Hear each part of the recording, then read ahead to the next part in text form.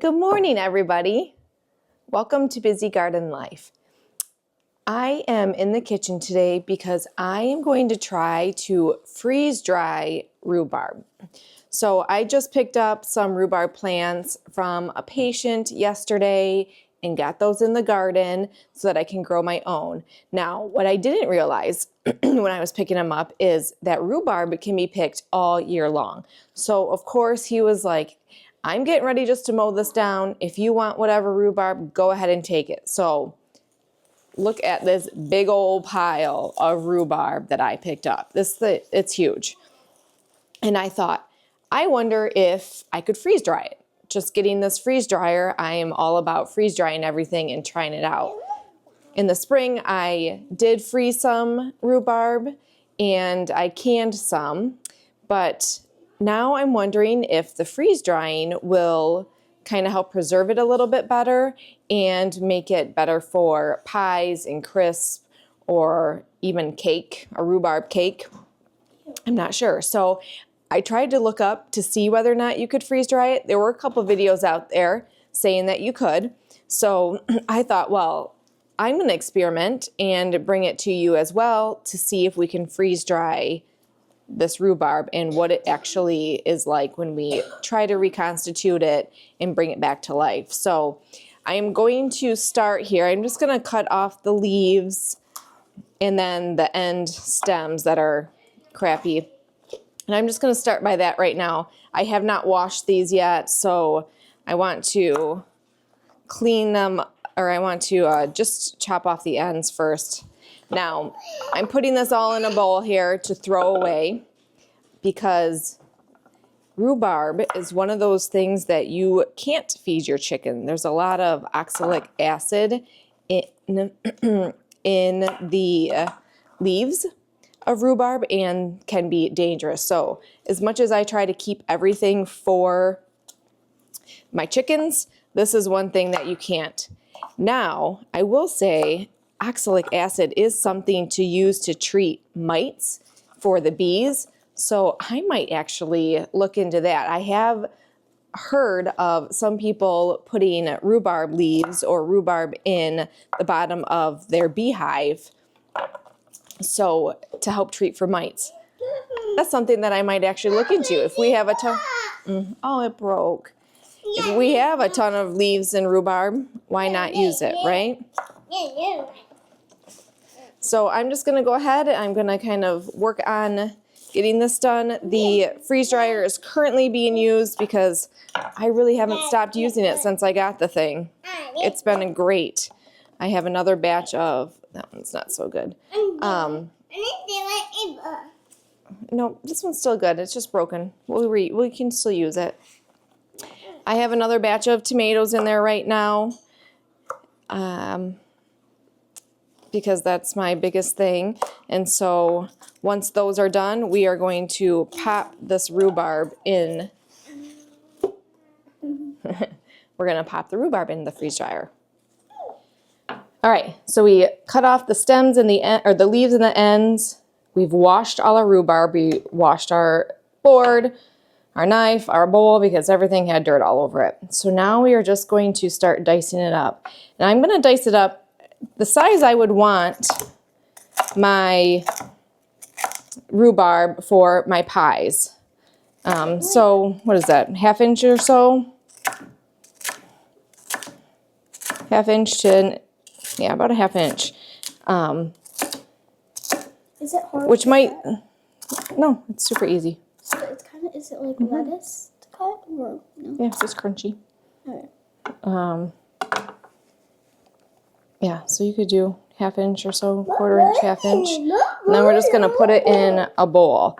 I'm getting the rest of the stuff out of the freeze dryer right now. So while I'm packaging all that stuff, I'm gonna have Maggie go through and just kind of start chopping up the rhubarb so that we can get it on the trays. I'm doing one at a time. Okay, you can do one at a time. That's fine. You do it however you need to do it. That's fine with me.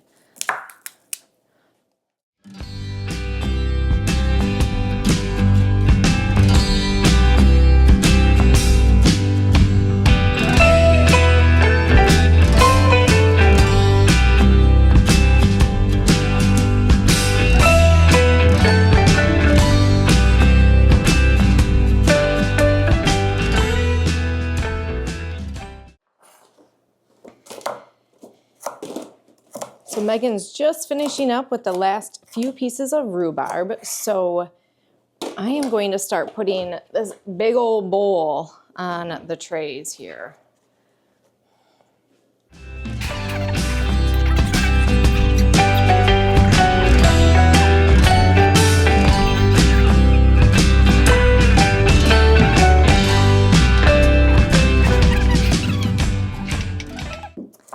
All right, so I have the freeze dryer starting up, cooling down right now for the 15 minutes. I figured we could get it going while we're just finishing this up. We'll get the trays ready. Now I don't have any other food to put in here, so what I typically do is if I have the extra large one, right? So I always have a lot of room, which is awesome. And if I can't fill it up with the fruits that I'm doing, then what I do is I just add candy, Skittles. I do a lot of marketing for work. And now with the freeze dryer, I can take and bag up some freeze-dried Skittles and just drop them off to doctor's offices for marketing purposes. So it actually works out great. I can kind of just do the candy as needed, and as Christmas season's coming up and I'm probably gonna be dropping a lot off, I can get that going right now and just package them and store them for taking them in December. So that's what I'm going to be adding to the empty trays. Okay, Matthew, can you please get off the counter now? All right, thank you. Here, yep, hold on. We're going to just dump this one on the next tray, but I need you to get down because these ones are all full, okay? You want to make sure that you spread them out so they're not overlapping, but you can still put quite a few on one tray. Mm-hmm. Okay, hold on. What is that? I'm putting that. No, you're not putting that in there. No. No. Mama needs them on the freeze dryer on the tray so that we can freeze dry them. Well, I need more room to put this last tray, or for this last one. I finished. All done. Perfect. Okay. So let's scoot this over here. Okay, now dump them. Dump the rest on. So we got a good 3 trays of this. And I'm trying to do as much as I can, like the side up. That way. Yep, all gone. That way it's not too much with the skin. That way the moisture doesn't have to escape through the skin to the side. It can do it. What do you want, Matthew? No, we're all done. We're going to put these in the freeze dryer. Yeah, you have some in your bin. It doesn't have to be perfect. It's impossible to go through all of them and do that, but just make sure that everything's nice and flat. It's not impossible. It's just hard. It's too much time. Yeah. We're trying to be quick. That's the whole point of a freeze dryer, is doing things quick. So we're just making sure that there's at least one layer. They're not overlapping. And I've got 4 other trays. So those 4 trays are going to be filled with candy. Good morning, everybody. We are back with our rhubarb. That took less than 24 hours. I did it yesterday, late morning, and this morning I went down there and it was already beeping that it was done. So nice and quick, that's for sure. And it's nice and crispy, really dry. I wasn't sure with the skin on it whether or not it would work out, but it looks great. So what I'm going to do is I'm going to put it into Mylar bags. I tend to use a lot of jars for things, but for this, I'm going to use Mylar bags, and I am going to measure out 2 cups. And because a lot of the recipes, the pies, even some jams, you use around 2 cups, or at least my recipes I do. So whatever your recipes are, I would try to save them in that increment. That way, you know you have it. So it's about 2 cups there. Hopefully this fits 2 cups. Oh yeah, plenty.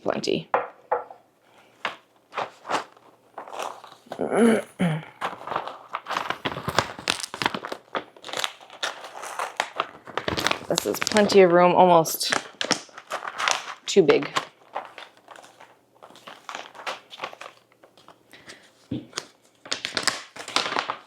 So you could double it even. I might double it if I want to make like 2 pies instead of just 1. I could double the recipe there,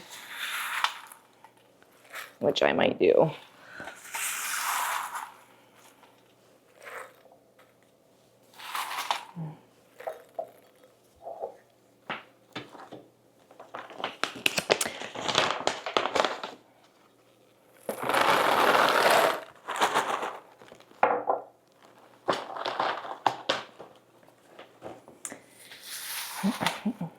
And then when you use half of it, you can just reseal that bag and you're done.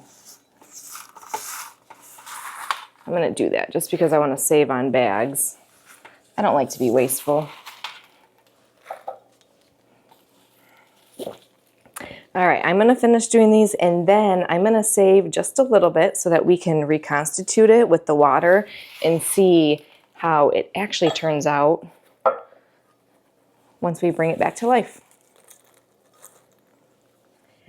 All right, so I got, excuse me, about 14 cups of rhubarb. I did 3 of them in 4-quart packages, or 4-cup packages. Make sure that you label it so that you know what's in there, and because you can't see them in these bags.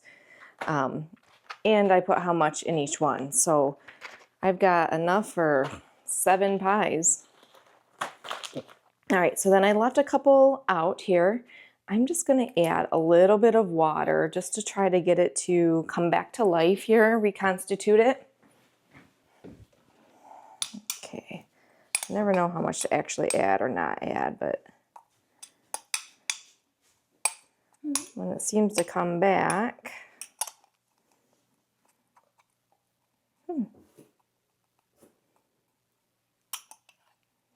bringing the rhubarb back to life.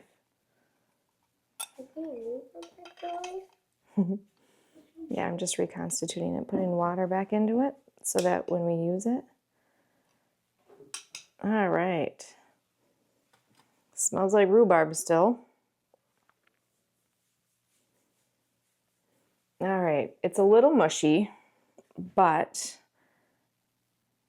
I mean, I guess that's to expected. I think it's less mushy than when you freeze it, and typically that's okay if you're adding it to a pie anyway. It kind of breaks down, or even jam, right? Because it breaks down anyway and really gets nice and soft. So I would say it's a pretty good success. Flavor's still there. Woo, nice and tart. So yes, I would say freeze drying rhubarb is a huge success. An easy way to save up space in your freezer if you don't want to use the freezer.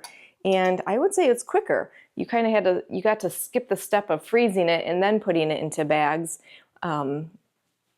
Obviously still washing and chopping it takes its time, but overall I didn't have to freeze it, wait for it to freeze a little bit, then put it into bags. I literally was able just to put it through the freeze dryer, and then less than 24 hours later, it's done. And I have enough for 7 pies of rhubarb. So that's perfect for us. So there you have it, rhubarb in the freeze dryer. It is a perfect way to preserve your extra rhubarb throughout the year and have those fresh rhubarb pies all year long. All right, so if you enjoyed this video, please like and subscribe to the page. Get all the notifications of other things we're preserving, starting to use our freeze dryer even more. We'll definitely do it next year because I'm going to have it all summer long instead of just the end of summer. And stay tuned for more meal prepping and planning throughout the winter before we get ready for our next year. We'll see you next time.